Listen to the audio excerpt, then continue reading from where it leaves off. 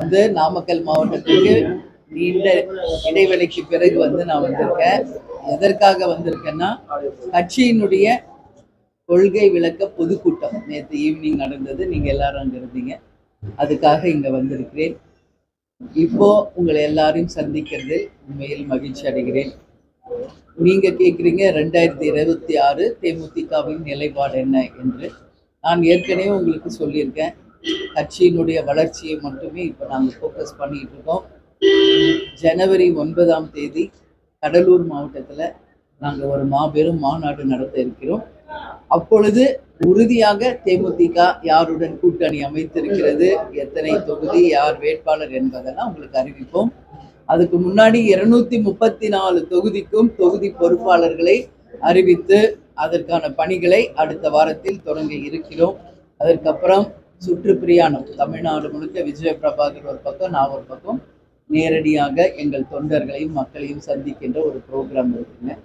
அதற்கு பிறகுதாங்க அந்த கூட்டணியை பற்றி நாங்கள் சொல்லணும். அடுத்தது இந்த அரக்கோணத்துல இளம்பெண் ஒருவர் வந்து திமுக பார்த்தங்க. பாலியல் வன்கொடுமை மிக மோசமா போயிட்டு இருக்குங்க. இப்பதான் பொள்ளாச்சி வழக்குல ஒரு மிகப்பெரிய தீர்ப்பை வந்து நமது நீதி அரசர்கள் கொடுத்திருக்காங்க. அதுக்கு நான் தலை வணங்குறேன். பெண்களை இன்னைக்கு வந்து தவறாக பயன்படுத்துகிற நிலை நிச்சயம் மாறணும். தமிழ்நாடு முழுக்க எல்லா இடத்துலையும் இது இருக்கு. அதுக்கு மிக முக்கிய காரணம் மது, கஞ்சா. இதுதான், வேலை இல்லை. ஸோ வெட்டியா டைம் பாஸ் பண்ண தெரியாத இளைஞர்கள் இந்த மாதிரி போய் தவறான பாதையில போகக்கூடிய ஒரு நிலைமை இருக்குங்க. அதனால இன்னைக்கு திமுகவை சேர்ந்த ஒருவரை பற்றி ஒரு செய்தி வந்திருக்கு. அவரை வந்து கட்சி பதவியிலிருந்து நீக்கியிருக்காங்க. இது மட்டும் பத்தாதுங்க. கடுமையான தண்டனை வழங்கும் போதுதான், எப்படி இப்போ வந்து பொள்ளாச்சி வழக்குல ஆயுள் தண்டனை எப்படி கொடுத்திருக்காங்களோ அது போல இந்த மாதிரி தவறுகள் செய்பவர்கள் யாராக இருந்தாலும் கடுமையான தண்டனை வழங்கும் போதுதான் இதற்கு நிரந்தரமாக தீர்வு காண முடியும் என்பதில் எந்த சந்தேகமும் இல்லை. எனவே ஒட்டுமொத்த பெண்களின் சார்பாக இது போன்ற செயல்களை நாங்கள் வன்மையாக கண்டிக்கிறோம். அந்த வழக்கில் அவருக்கு முன்ஜாமீன் செலுத்திச்சு, காவல்துறை கைது பண்ணுறது. ஏன்னா இது பாலியல் வழக்கு ஒரு தொடர்பு. இது எப்படி பார்க்குறீங்க? ஆக்சுவலாக வந்து அரசாங்கம் ஒரு கைது பண்ணியிருந்தா அவருக்கு பெயில் கிடைச்சிருக்காரு, பெயில் எடுத்துட்டாரு. இது மாதிரி குற்றவாளிகள் தப்பிக்கிறதுக்கோ இல்லை சாட்சிகள் அளிக்கிறதுக்கோ வழி. நான் என்ன சொல்றேன், இப்போ வேணா பெயில் வாங்கி வெளியே போலாங்க.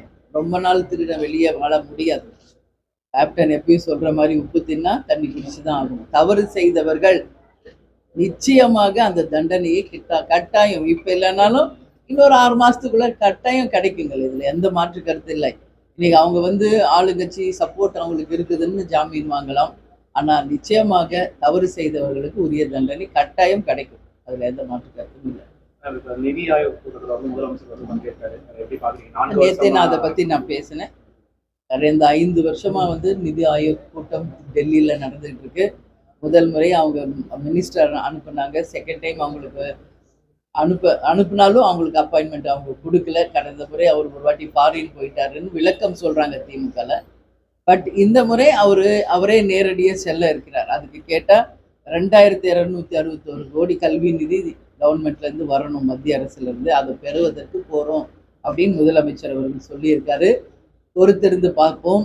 இன்னைக்கு மத்திய அரசிடம் கேட்டு பெற்று தமிழகத்துக்கு வர வேண்டிய நிதியை பெற்று வருகிறாரா, இல்லை தன்னுடைய சுய லாபத்திற்காக, தன்னுடைய கட்சியின் லாபத்துக்காக செல்கிறாரா என்பதை பொறுத்திருந்து பார்ப்போம். டாஸ்மார்க்ல வந்து இந்த இடி ரைடு நடந்தது.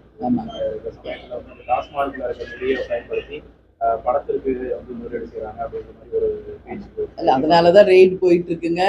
தமிழ்நாட்டுல இன்னைக்கு எவ்வளோ பேர் வீட்டுல ரெய்டு. எல்லாருமே சென்னையில இல்ல வெளியூர்களுக்கு சென்று விட்டார்கள்னு சொல்றாங்க.